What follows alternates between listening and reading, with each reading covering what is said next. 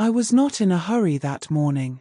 The bus was late, the street was quiet, and the day felt ordinary in the way days often do before something changes without warning.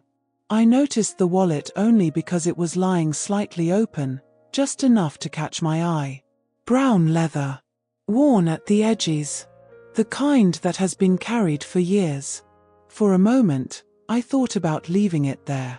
Someone else would pick it up. Someone always does. But I bent down anyway. Not because I was curious. Because I was raised to return things that don't belong to me. I opened it carefully. Cards. Cash. An old receipt folded too many times. Nothing unusual. Then I turned one more page. And my breath stopped. There was a photograph tucked into the clear pocket. Old. Faded. Corners slightly bent. A little girl stood in the picture, smiling awkwardly at the camera, hair cut unevenly, hands hanging stiffly at her sides. I knew her. I knew the dress. I knew the background. I knew the moment. Because that little girl was me. I sat down slowly on the bus stop bench, my fingers tightening around the wallet. That photograph had been taken once. Only once. In my grandmother's backyard, on a summer afternoon when I was 6 years old. She had sewn that yellow dress herself. I remembered complaining that it was itchy. That photo had never left my family. I had never lost it. I had never given it away. I had never even made a copy. And yet, here it was. Inside a stranger's wallet. My heart began to beat louder, not with fear at first, but with disbelief. I closed the wallet. Opened it again. The photo was still there. I looked around the bus stop. People stood nearby, checking phones, staring at the road. No one was watching me. No one looked familiar. The name on the ID meant nothing to me. The face did not stir recognition. And yet, something deep inside me understood one thing clearly. This was not an accident. Some things are too specific to be coincidence. That photo had not been misplaced.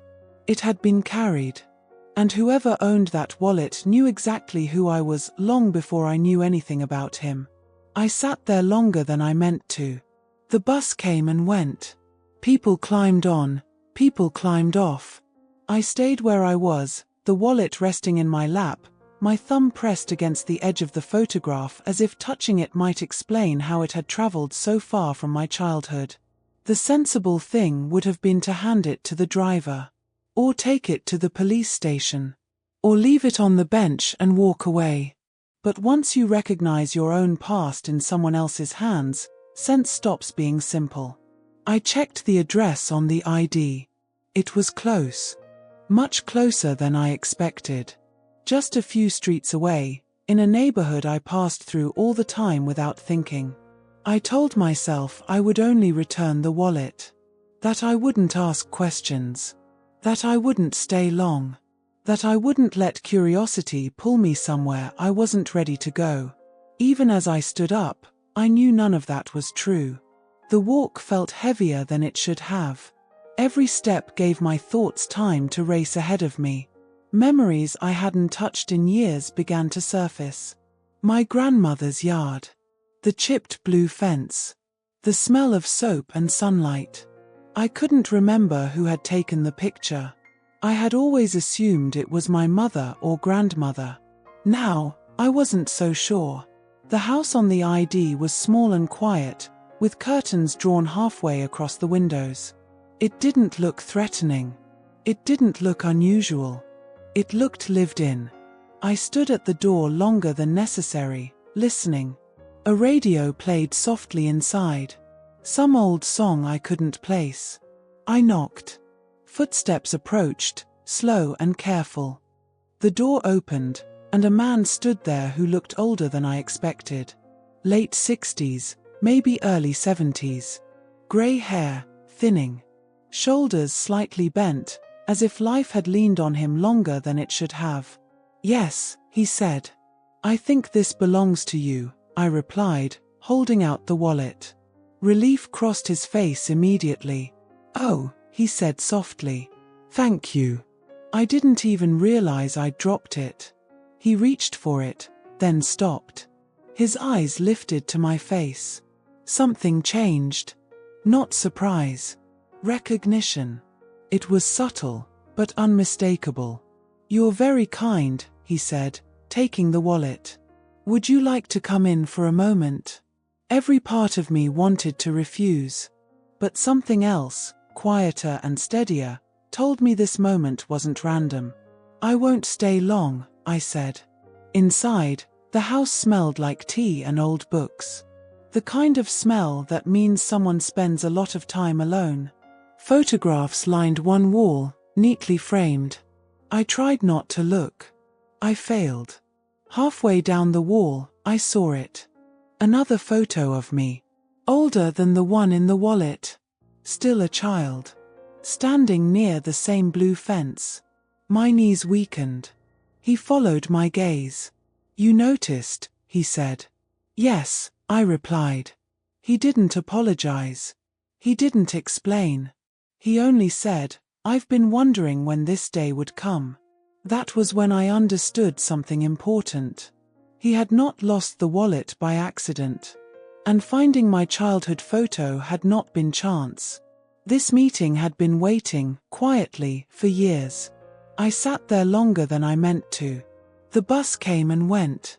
People climbed on, people climbed off. I stayed where I was, the wallet resting in my lap, my thumb pressed against the edge of the photograph as if touching it might explain how it had traveled so far from my childhood. The sensible thing would have been to hand it to the driver. Or take it to the police station. Or leave it on the bench and walk away. But once you recognize your own past in someone else's hands, sense stops being simple. I checked the address on the ID. It was close. Much closer than I expected.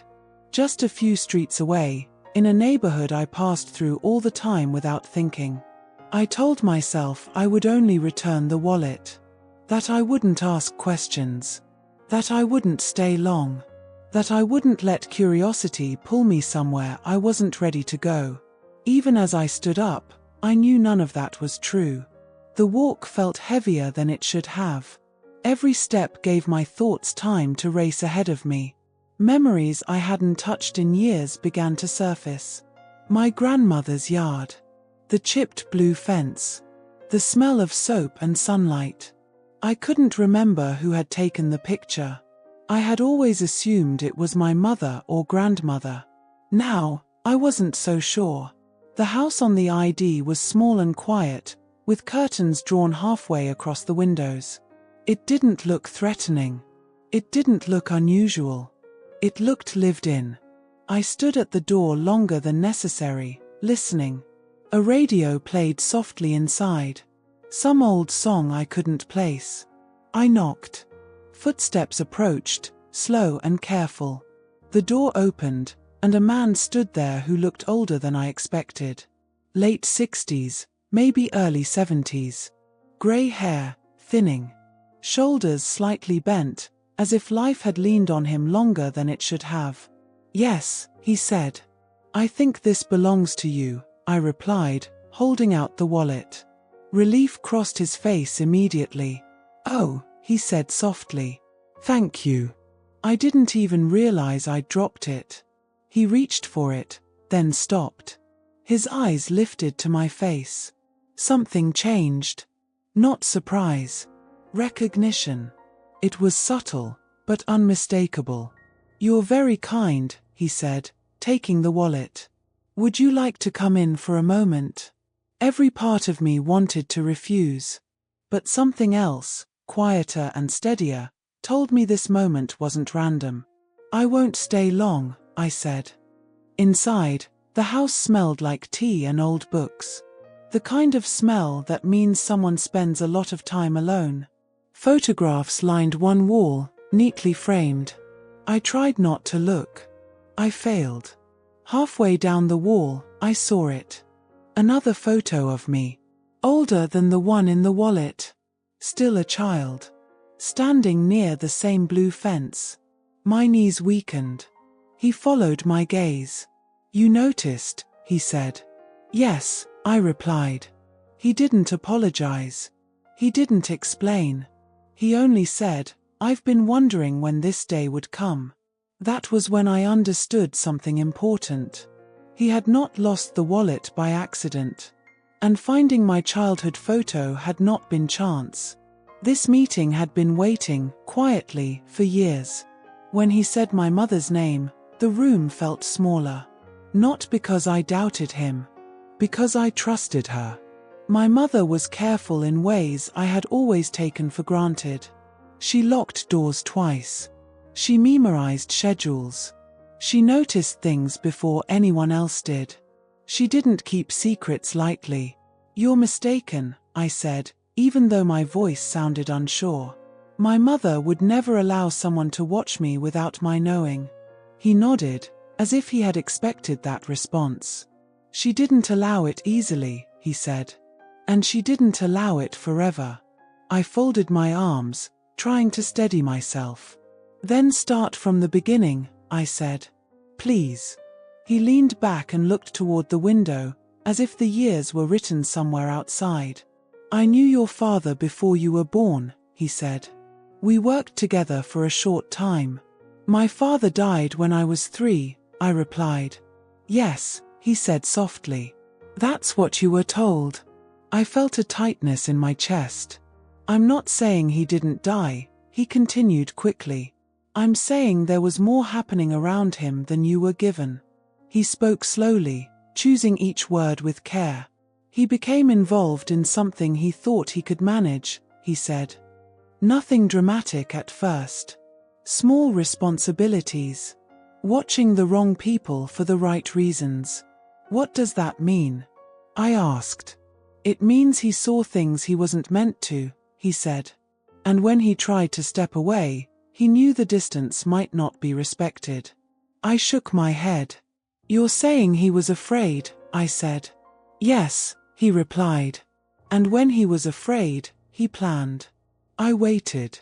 He asked me to do one thing, the man continued. If something happened to him, I was to make sure you were safe. From a distance. Without interfering. That's why you watched me, I said. He nodded.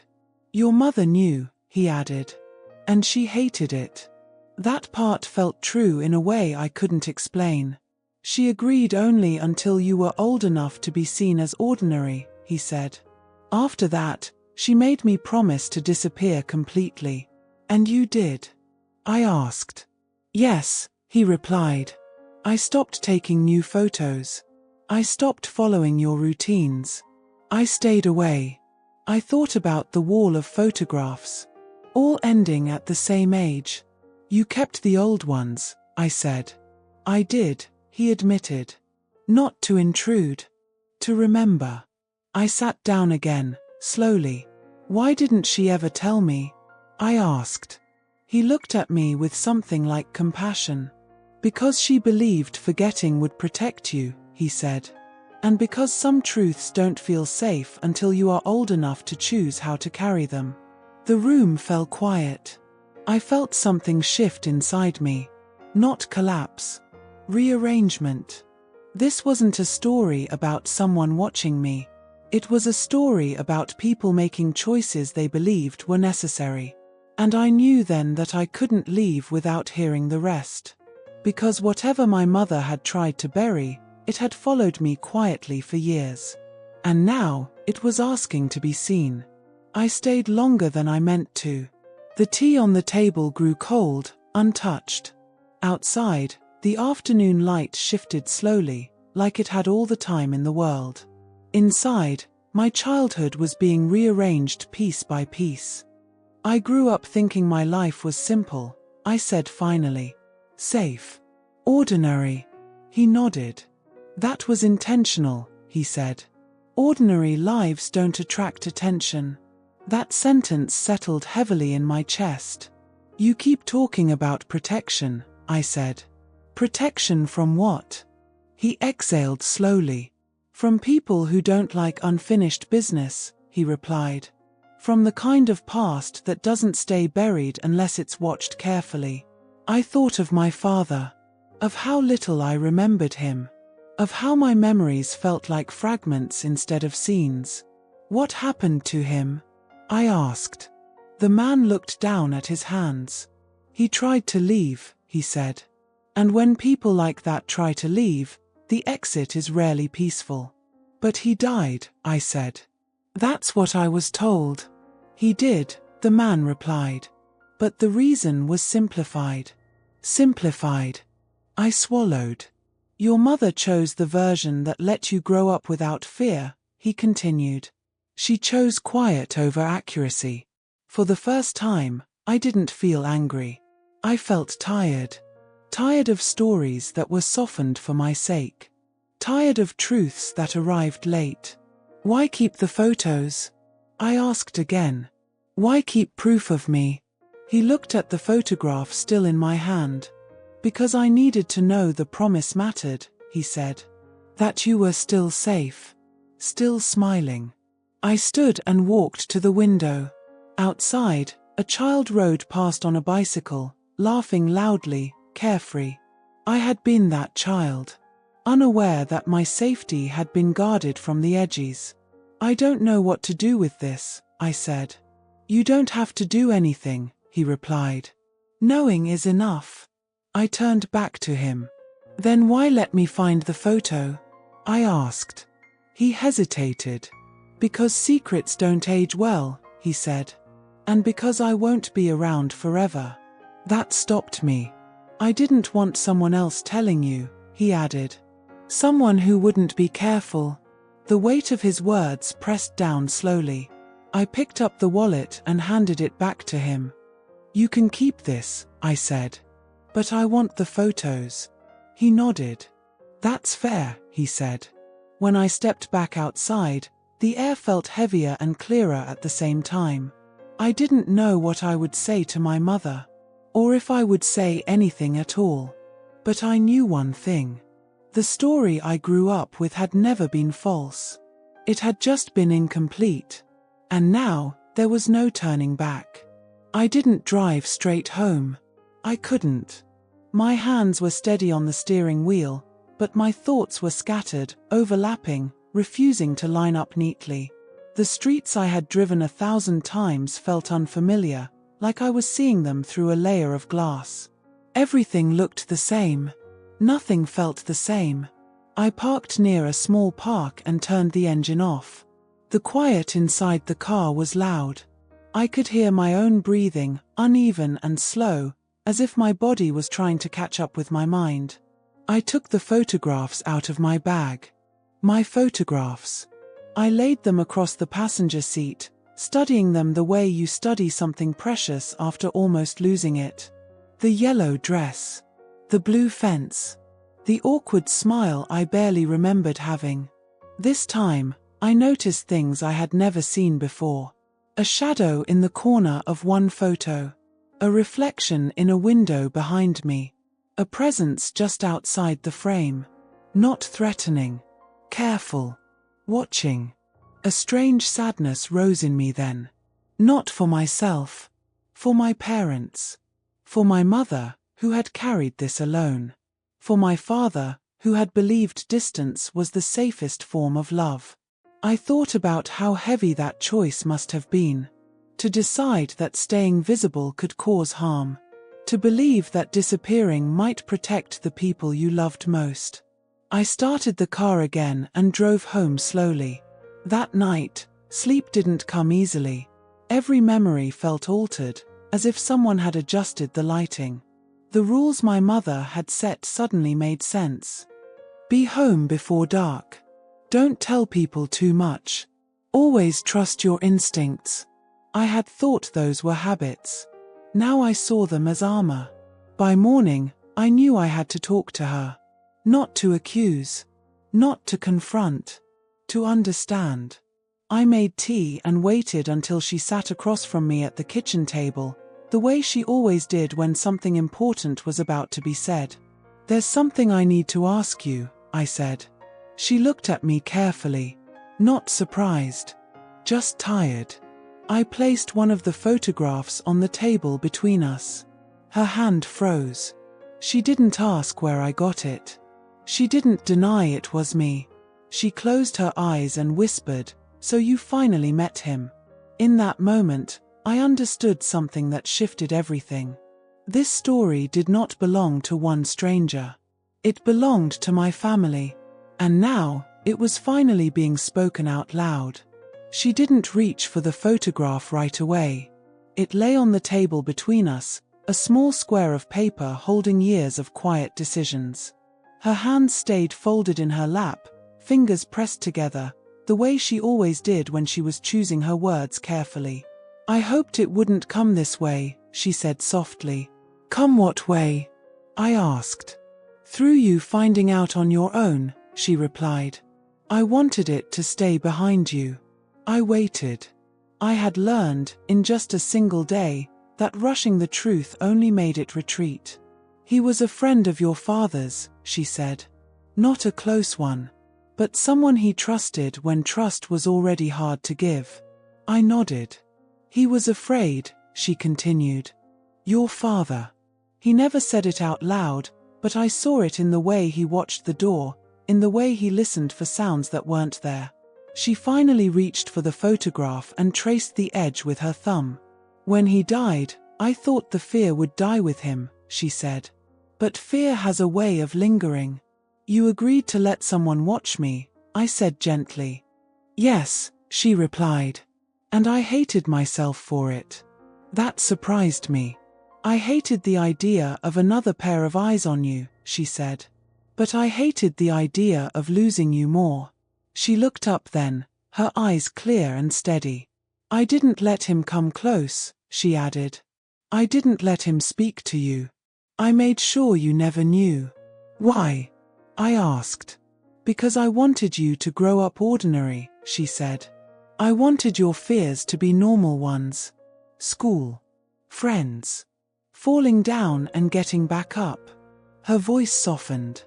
"I didn't want you carrying something you couldn't understand." I thought about my childhood. How safe it had felt. How unremarkable. And suddenly, that ordinariness felt like a gift that had been carefully wrapped.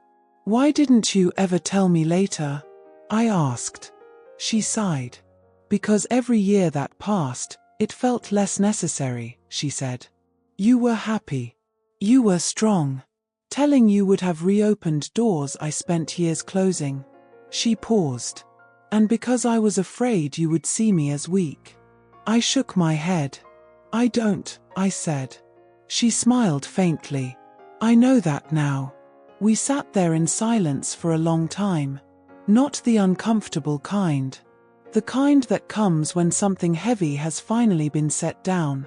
"I asked him to destroy the photos," she said eventually. "He promised he would, when it was safe."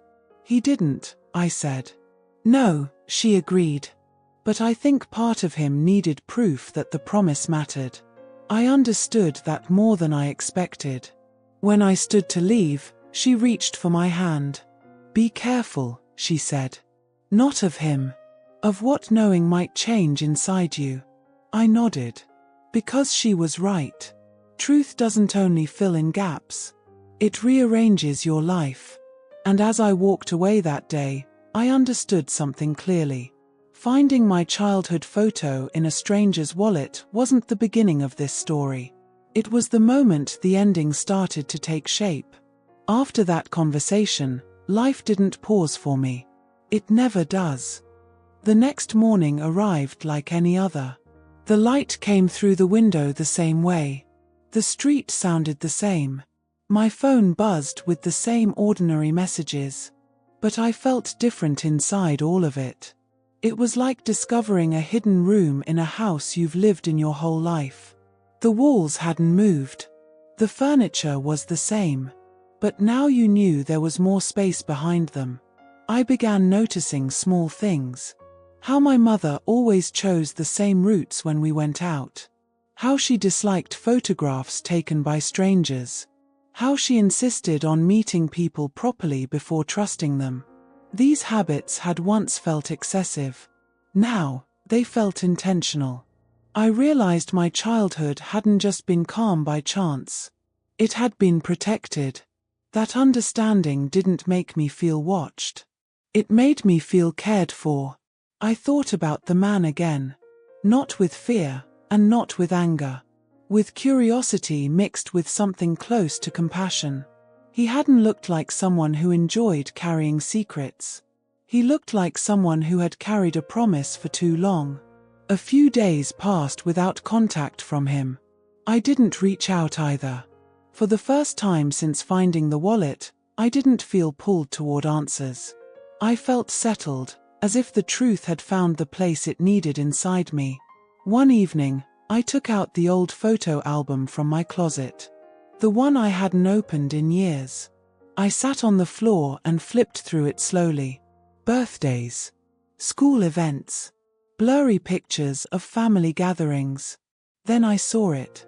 A photo taken at a park. I was about 8, looking down at something in my hands. In the background, slightly out of focus, stood a man near a bench. I leaned closer. The posture. The coat. The distance. It was him. My chest tightened, but not with fear. With recognition. He had been there more than once. Always far enough away to seem accidental. Always close enough to notice if something went wrong. I closed the album carefully. In that moment, I understood something important. By keeping the photograph from the wallet. By listening instead of walking away. By asking my mother questions I could have avoided. I had already made my choice. I had chosen to know. Knowing didn't mean I had to act. It didn't mean I had to confront anyone. But it meant I wouldn't live in the dark anymore. That night, I slept better than I had in days. Not because everything was resolved. But because I had stopped resisting what I already understood. Sometimes, acceptance is quieter than relief. And much stronger. The days that followed were quieter than I expected. Not empty. Just calm. The truth didn't push itself into every moment. It waited, patient, as if it trusted me to decide what to do with it. That was new for me. For most of my life, answers had arrived late or not at all. This one had arrived fully formed and then stepped back. I realized that knowing something does not automatically give it power over you. Power comes from how you hold it. I went to work. I met friends. I laughed at things that had nothing to do with my past. And each time I did, I noticed a small shift inside me. I felt more grounded, less alert to danger that no longer existed. I wasn't scanning rooms anymore. I wasn't listening for footsteps that weren't there. I had spent years doing those things without knowing why. Now I knew. One evening, my mother called just to ask how my day had been. Her voice sounded lighter than it had in a long time. "I keep worrying I told you too much," she said. "You told me enough," I replied. "And you trusted me with it." She was quiet for a moment. "That means more than you think," she said. After the call, I sat by the window and thought about something the man had said. Knowing is enough. At the time, I hadn't believed him. Now, I was beginning to. I didn't owe him another meeting. I didn't owe my past a dramatic conclusion. What I owed myself was balance. I took the photographs and placed them back into the album where they belonged. Not hidden. Not displayed. Just returned to their place among other memories. They didn't feel dangerous anymore. They felt contextual. I understood then that this story wasn't about uncovering a threat. It was about understanding a pattern of care that had never asked to be seen. That realization changed the weight of everything. I stopped asking myself what if. I started asking what now. And the answer, surprisingly, was simple. Now, I live. Not cautiously. Not defiantly. Just honestly. The truth had done its work. It had explained the shape of my past without demanding control over my future. And that was enough. When he asked if we could meet once more, I didn't feel nervous. That surprised me. I felt steady, the way you feel when you already know the answer to a question but agree to hear it anyway.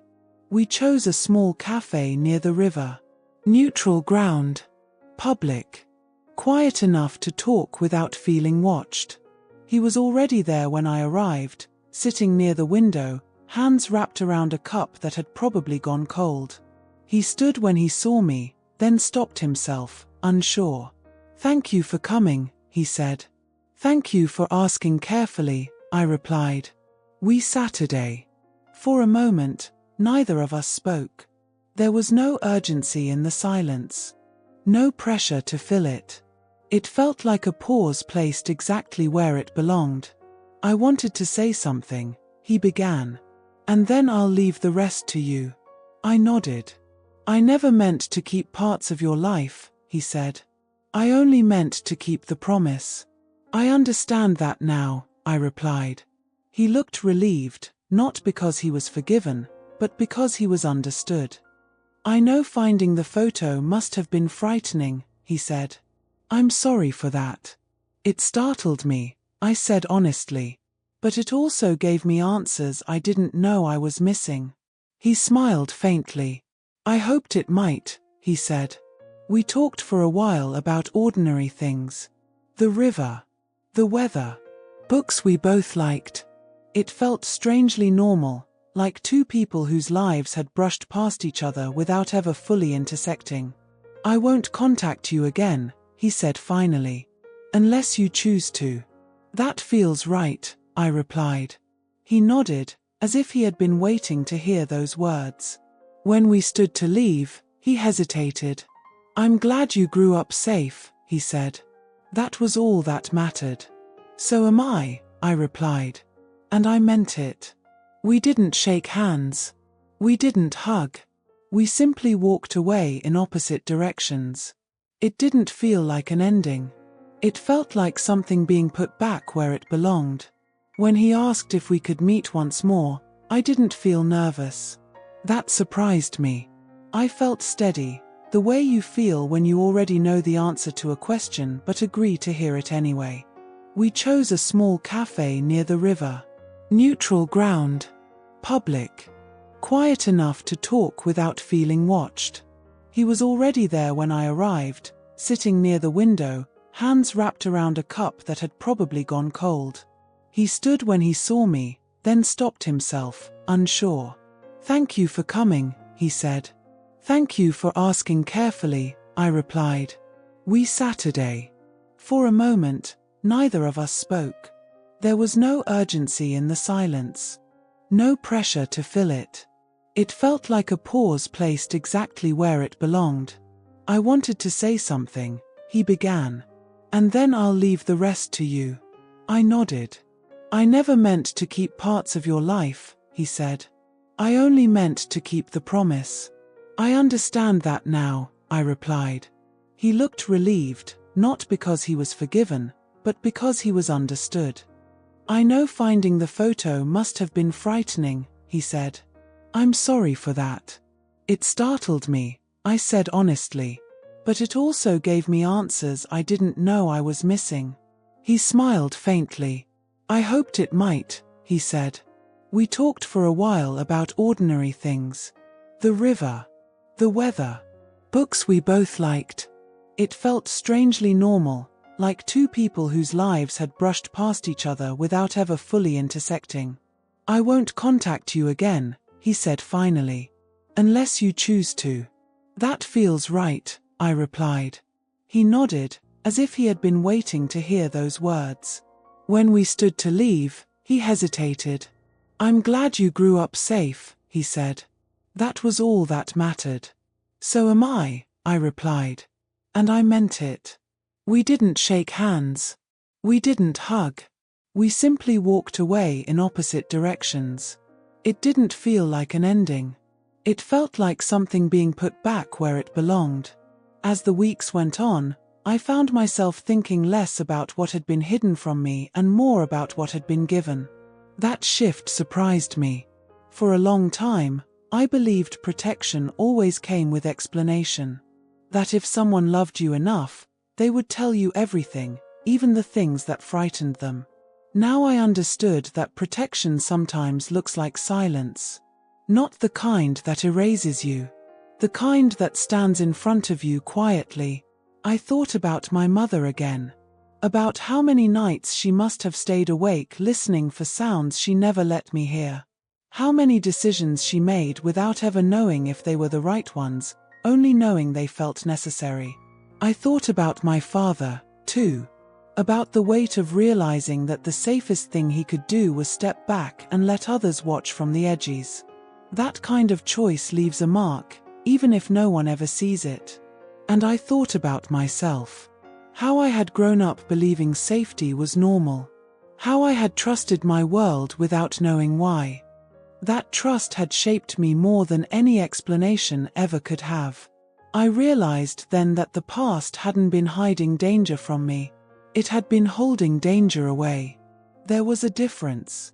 One afternoon, while walking through my neighborhood, I noticed how easily I moved now. How my shoulders felt lower, how my steps felt unhurried. Nothing around me had changed. I had. Understanding does that. It doesn't add weight. It redistributes it. I began to feel grateful for the restraint everyone had shown, even when it cost them something.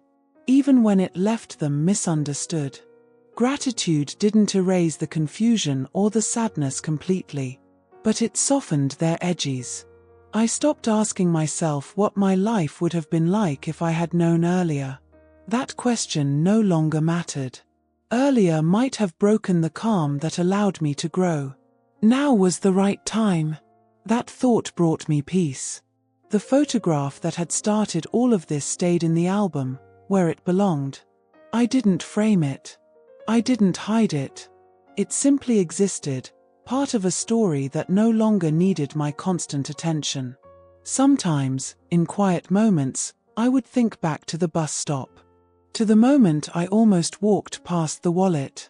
I realized how close I had come to never knowing. And I felt strangely okay with that. Because knowing hadn't been about uncovering something dark.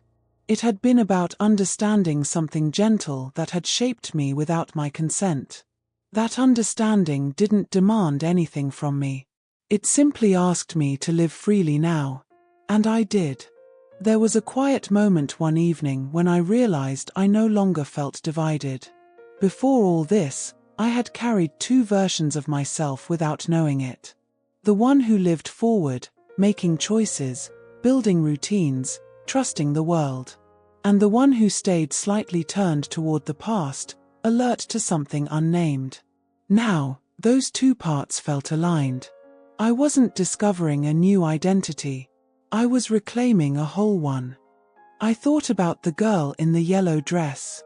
How she stood still because her grandmother told her to. How she smiled because she was told the picture would last forever. That girl hadn't been afraid. She hadn't known to be. She had been safe enough to be ordinary.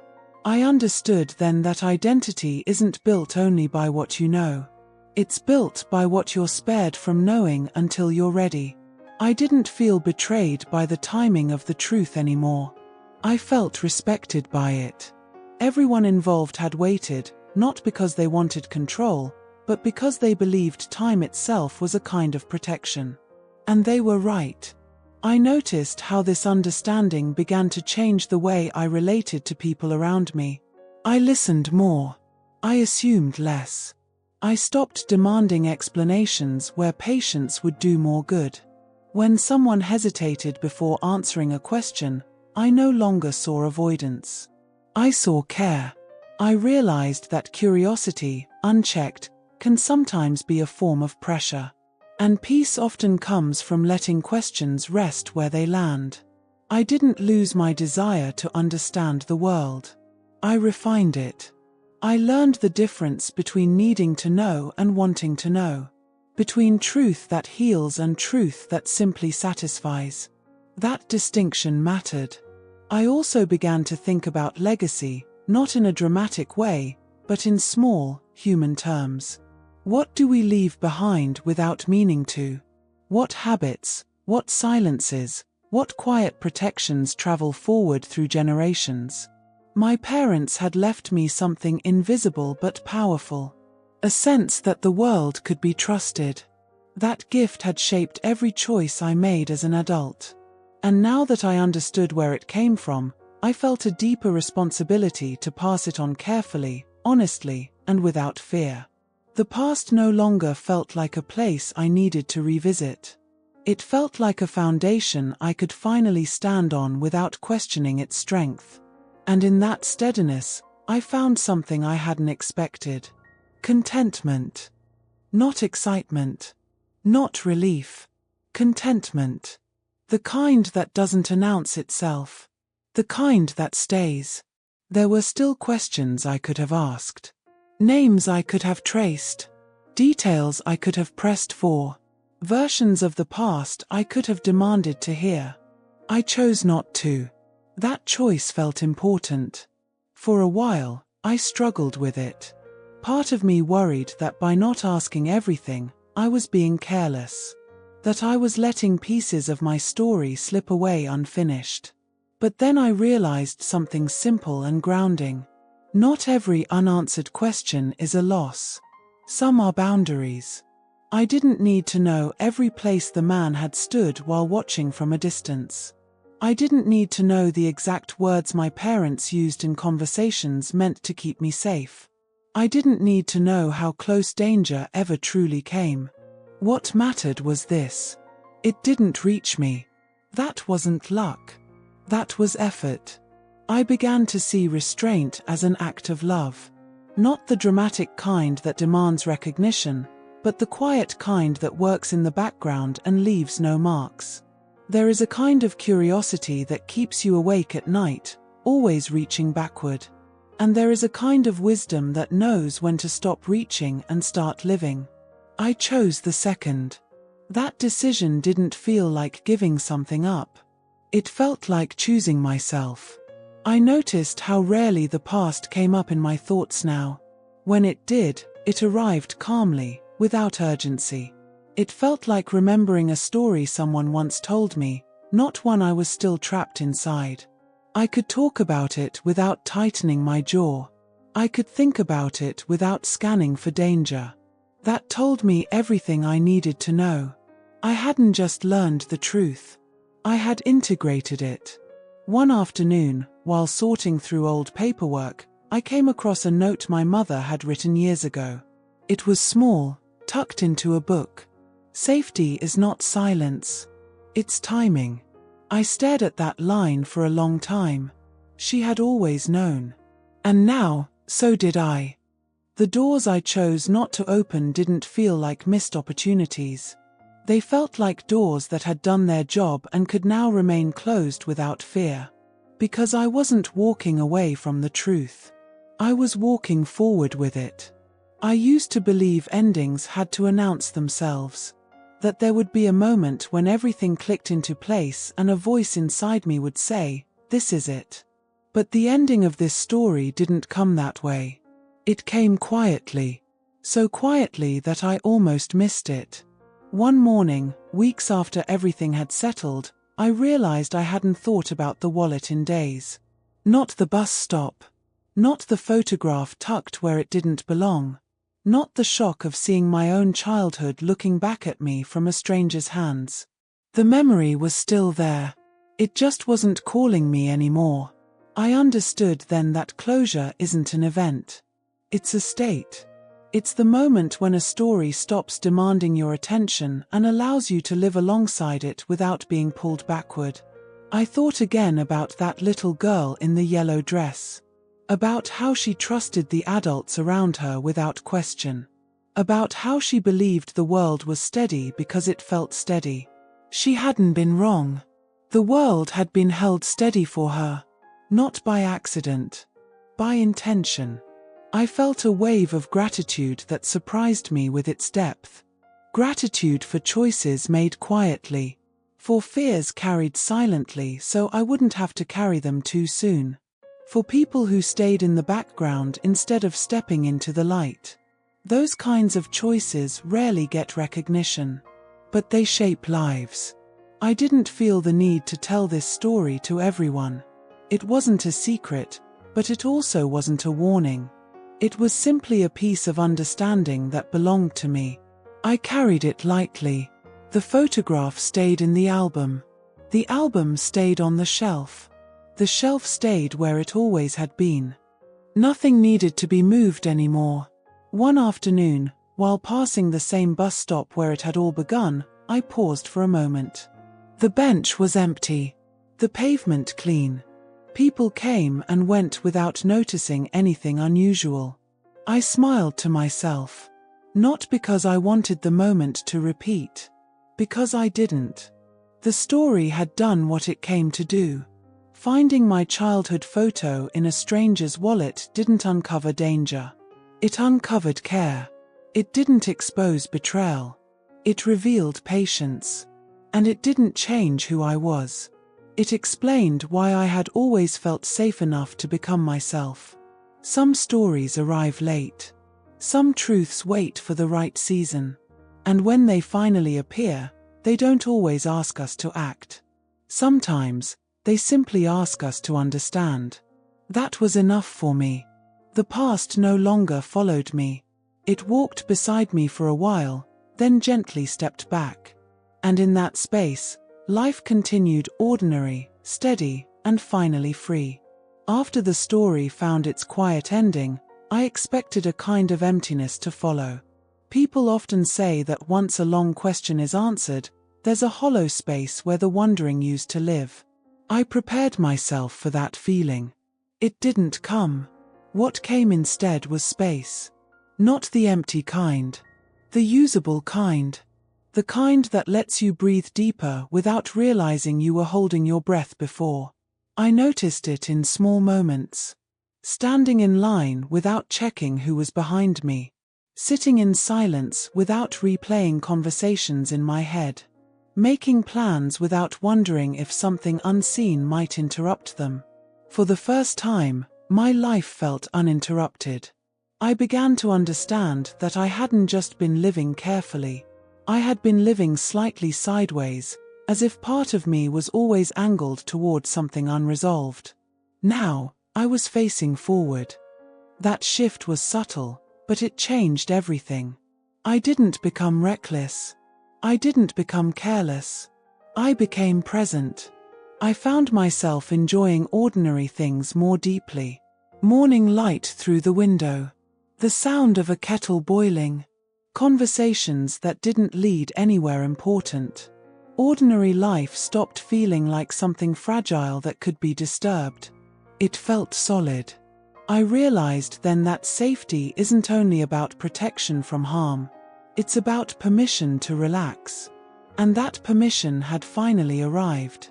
I thought again about the man, not as someone tied to mystery, but as someone who had played a role and then stepped away when it was time. That restraint stayed with me. It taught me something valuable. That loving someone doesn't always mean staying close. Sometimes it means knowing when distance is the kindest choice. That lesson followed me quietly into my own relationships. I listened more. I interfered less. I trusted people to handle their own truths when they were ready. I didn't need to explain why I changed. I just lived differently. And that was enough. Months passed. The story didn't resurface the way I expected it to. It didn't come back in waves or anniversaries. It came back softly, in perspective. One day, I was sorting through old paperwork and found a school form my mother had saved. Emergency contacts. Addresses. Signatures written carefully in blue ink. I noticed how thorough everything was. How nothing had been left vague. I smiled. Even in paperwork, she had been building safety. I understood then that time doesn't erase meaning. It clarifies it. When you're inside something, you only feel its weight. When you step far enough away, you begin to see its shape. My childhood, once something I assumed was simply lucky, now looked intentionally protected. That didn't make it feel artificial. It made it feel cherished. I stopped thinking of the past as something that had been hidden from me. I thought of it as something that had been paced, given to me slowly, appropriately. I also realized that if I had known everything too early, it might have shaped me in ways that closed me off instead of opening me up. Fear has a way of narrowing your world. I had been spared that narrowing. That gift became clearer with time. And clarity, once it arrives, tends to stay. Months passed. The story didn't resurface the way I expected it to. It didn't come back in waves or anniversaries. It came back softly, in perspective. One day, I was sorting through old paperwork and found a school form my mother had saved. Emergency contacts, addresses, signatures written carefully in blue ink. I noticed how thorough everything was, how nothing had been left vague. I smiled. Even in paperwork, she had been building safety. I understood then that time doesn't erase meaning. It clarifies it. When you're inside something, you only feel its weight. When you step far enough away, you begin to see its shape. My childhood, once something I assumed was simply lucky, now looked intentionally protected. That didn't make it feel artificial. It made it feel cherished. I stopped thinking of the past as something that had been hidden from me. I thought of it as something that had been paced, given to me slowly, appropriately. I also realized that if I had known everything too early, it might have shaped me in ways that closed me off instead of opening me up. Fear has a way of narrowing your world. I had been spared that narrowing. That gift became clearer with time. And clarity, once it arrives, tends to stay. I didn't carry the story forward as a warning. I carried it as a reminder. A reminder that not all love is loud. That not all care needs acknowledgement. That not all truths need to be chased down to their smallest detail. Some truths are complete once they explain enough. I began to notice how often people demand full answers when what they really need is reassurance. How often curiosity is driven by anxiety instead of understanding. I learned to pause before asking. To consider whether knowing more would actually serve me, or just satisfy a restlessness. That awareness made my life calmer. Not smaller. Calmer. I also became gentler with my mother. Not because she needed forgiveness, but because I understood the cost of the choices she made. I saw her not only as a parent, but as a woman who had navigated fear with quiet determination. One evening, she said something that stayed with me. "I used to worry you'd resent me," she said, "for not telling you everything." I looked at her and answered honestly. "You told me what I needed," I said. "When I needed it." She nodded, and for the first time, I saw her relax around that part of the past. We didn't speak about it again after that. We didn't need to.